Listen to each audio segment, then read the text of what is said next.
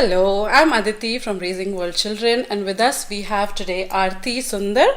She is currently doing her master's in speech therapy and she's learning Bharatnatyam. I just recently found out that she has done a piece which was carried by Huffington Post. It was a piece done using Bharatnatyam to talk about the transgender issue, and that was wonderful for me to have someone use dance to express a real important topic about that is really current in the world, and a lot of people are on the fence about how to react to it, even though we are so far ahead in life, but we don't really know how to discuss about it. And here is someone who's talking about such an important issue using the dance form. So, Aarti, tell me, how did you come about this? Yeah, so I mean, as a Bharatanatyam dancer, I've grown to kind of see the art form as a tool to really send really important messages because of its very strong abhinaya component, the expressions. It's very versatile as an art form, so I just thought that I should use this platform in order to really address issues that need talking about. So this issue in particular, I was kind of inspired by two Bharatanatyam dancers that I know that are transgender. So they were initially male, but then they transitioned into being female. And I know that they went through so much discrimination in the field, especially in Bharatanatyam and in the Indian society as a whole. So that kind of inspired me to take on this topic. So I read a lot about it and basically researched about different people going through the transition, and I basically structured this piece around a very small but important aspect of transgenderism, which is body dysphoria. And so if you watch the piece, that's kind of the whole theme of the piece, is being able to look at your own reflection and realizing that you don't like what you see. So the piece kind of came about because I wanted to use this platform to talk about the issue, and I think showing a small vignette kind of the issue like that was a good way to kind of present the issue. Oh, it was so inspiring for me. When I saw the video, I welled up. Personally, that was my first reaction because I was so moved. Initially, I did not know what was happening, but as I saw it, and I was like, wow, I have learned Bharatanatyam myself, but that was when I was very young. But I know that it takes a lot of practice to get that precise in your movements, to be able to express these things. So, I was introduced to you by our neighbor, and she told me that you practice practically 6 to 7 hours a day, and that is incredible to me. That in itself is so admirable. So, how did you come about this presentation? I mean, is there a troupe that you have, or how do you do it? Yeah, so I mean, this particular piece is done through a platform called Indian Raga. So last year, actually, it's a fellowship process that this company has set up to involve about 30 musicians and dancers that do classical Indian music or even contemporary Indian music and dance. So last year I applied for the dance fellowship and got selected along with 29 other fellows. And so that was how I met the musicians that we actually used for the piece, and the awesome videographers and the studio recording quality. So the production itself came out really well because of the Indian Raga platform. And so this year, once again, I was invited back as a creative director for the Indian Raga Fellowship. And we're actually coming out with another piece in the LGBTQ series. And this time the piece is going to be about the coming out experience. And kind of, we took the perspective of how the coming out experience kind of affects a mother and daughter relationship. So that's what our focus is. Okay. Yeah. And what other issues do you think you would be talking about later on? Like, what are the ideas that are going on in your head? Yeah. Tell us a little bit about what else do you think you can be doing with this? Yeah. So actually, something that I'm very passionate about is women empowerment. So I definitely want to do a lot more pieces, a lot more productions on this idea of women empowerment. A couple of years ago, I actually did a production with a really good dance friend of mine. It was called Ekashri, And basically, what we did was we took 3 female characters from Hindu mythology and literature and kind of showed the story through their perspective. So, for example, we took Sita from the Ramayana and kind of told the story from her perspective instead of Rama's perspective, which is what we're used to hearing. So it was a very interesting take, and the whole show was in it was a ticketed event, and so all the proceeds for the tickets went to a organization that deals with women and children who are undergoing abuse. So kind of doing things like that is my idea of what I want to do as a performer, kind of use this art form as a medium for change. That is so inspiring, and it is wonderful that the younger generation, I was so happy to have her on, because she gives me a window into a newer generation which is willing and to give their time and their energy to important issues like this. And it was so wonderful to hear about what you just said. So one of the characters was Sita, and then who else was there? So we also chose Kannagi from Silappadigaram, one of the Tamil literatures, and then we chose Amba from Mahabharata. So, and what was your perspective? Like, what was your take on that? Because I'm very interested, and I will be inserting the links for these characters so that the readers can maybe get a hang of it. But I would love to know what you girls saw in it. So the piece that really struck a chord with me was the piece that we did on Sita. That was actually the main piece of our evening. So typically in a Bharatanatyam recital, we do a Varnam as the main piece. So it's a kind of long, drawn-out piece that involves pure dance as well as expression. So we kind of structured this piece on Sita as a Varnam.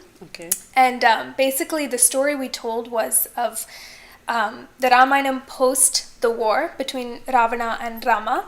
And so at the end of that war, basically what happens, to give a little bit of background, is because Sita was stolen away by Ravana and was in captivity for 9 months, after she came back to the kingdom, the common folk started talking about how she may now be impure since she has been living with another man for 9 months, which is ridiculous.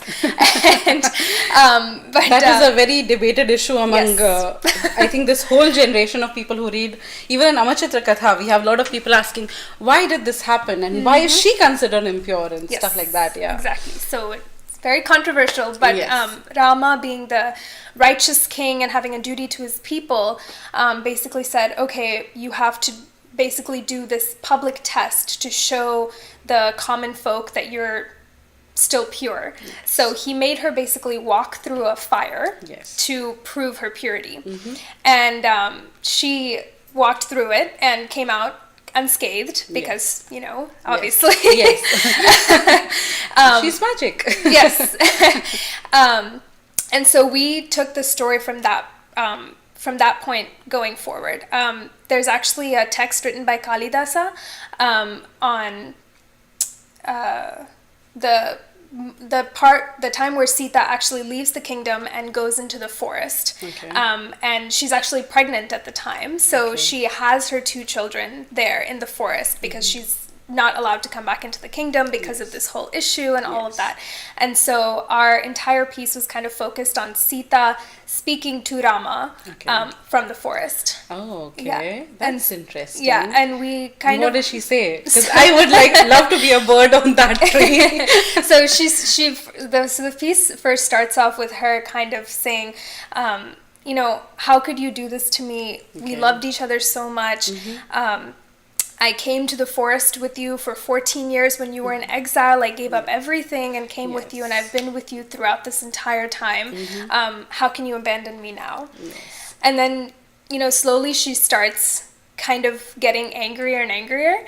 And so she starts saying things like, you know, she brings up little stories. So, for example, when they're sleeping in the forest during the exile, there's this demon named Kakasura who actually comes and bothers Sita. He irritates her a lot and starts pecking at her, and then she starts bleeding. And Rama is enraged at this, and so he sends his like this weapon to chase Kakasura around the entire world. And so she says, you know, for this small insult to me, you did all of this just to, you know, make reparations. But now look what you're doing to me. You literally sent me to the forest and I'm pregnant. You know, and then she starts saying, and then the second half of the piece is when she kind of gets more of an attitude, and she says, do you even know who I am? Like, I am Sita Devi. I am, you know, so powerful, you know, like, do you really think that I was a victim to Ravana? Do you really think that he stole me away and that I was so, you know, I was a damsel in distress that needed saving? No, like, I stayed there for 9 months or however long. I stayed there with Ravana so that you could fulfill your dharma and come and save me. I did that for you. Do you really think that I couldn't have destroyed Ravana just like that? I am Sita Devi. Yeah. So... because I love story, and you, I think because of your dance, you already have that. I don't know if the posture, and it's amazing. I would love to see that performance. So if you have it, please share it with me, and I'll share it with the readers. Sure. And it is so wonderful that we have. So many people nowadays talking about how it is important for women to understand the fact that the mythology is kind of like not a mirror but a pathway. Like personally, I myself used to think that, oh, this is all, you know, nonsense, because why in the world would a god do this to his wife, and then how can I follow that god? But over time I have realized mythology is just stories, and we need to learn from them. We need to learn what mistakes not to make, rather than, you know, just follow it by the letter and without thinking. And you know, we have to apply our sense to the fact that this is a story, and we need to take what is positive and then leave the negative, and then just you know, imbibe that. So that's what it's about. So it's interesting. So tell me, how did you come about learning Bharatanatyam? So Bharatanatyam I actually started kind of late. Usually children start when they're about 4 or 5. So I actually started when I was 9 because I was kind of tomboyish when I was younger. And so my mom never thought I would be a graceful dancer. So she actually put... Another lesson. So she actually only put my sister in dance class. And then during her first dance class, I actually came to watch, and I was like, wait, this is actually really cool. I want to sit and join. And so I like crashed her dance class, basically. And I was the one who ended up continuing. She actually left it, didn't continue. And so I've been with it ever since I was 9 years old. That's so true, that sometimes we think we have a passion. I mean, I like myself, I'm so passionate about dance, but unfortunately because of circumstances I could never continue.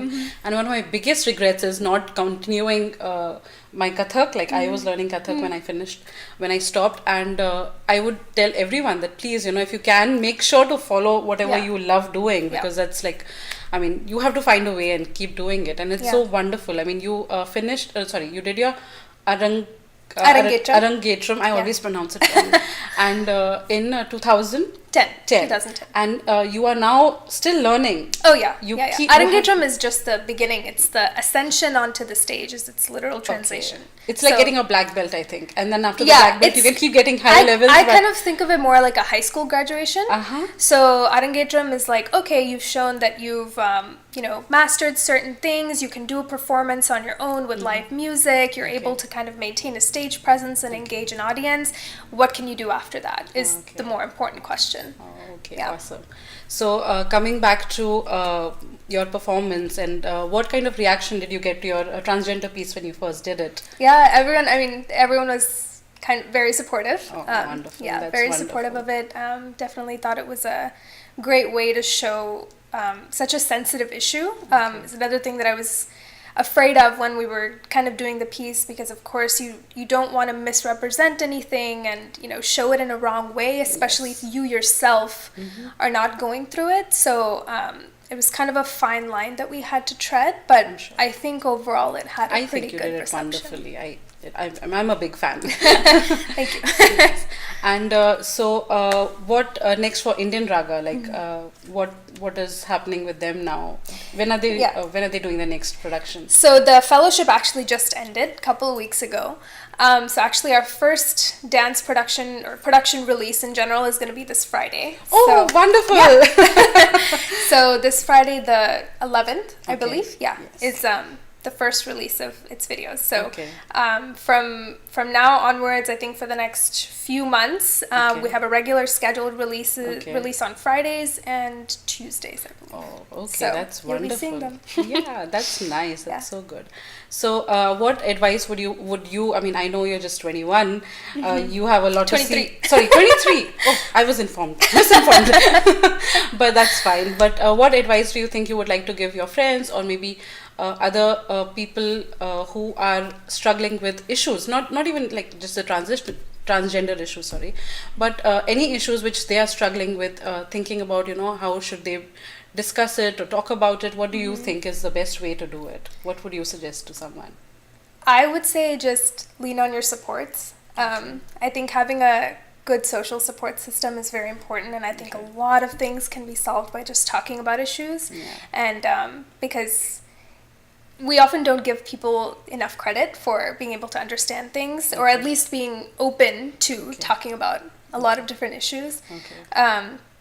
And especially, I feel like the youth, especially now, is so aware of different things going on in the world, and different issues that come about. People will surprise you.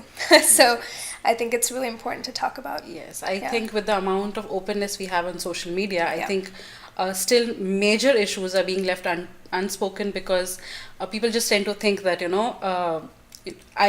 I'll get a dislike, or there's no dislike button, but I'll get an angry face or a sad face, or someone will comment something against me, and then it becomes a whole big thing. Whereas what we really need to do is talk about issues in person and discuss among ourselves, and talk and make that circle bigger and Start bigger, a rather conversation. than the conversation is very important. So thank you so very much for joining us, Aarthy. I wish Thank you you. and Indian Raga all the luck in the world. Thank you so much. And please do share your video with us, because Definitely. I really want the people to see what you have to share, because I know for a fact it's wonderful. And I wish you all a wonderfully positive day, and I hope that you join us next time as well. Take care. Thank you.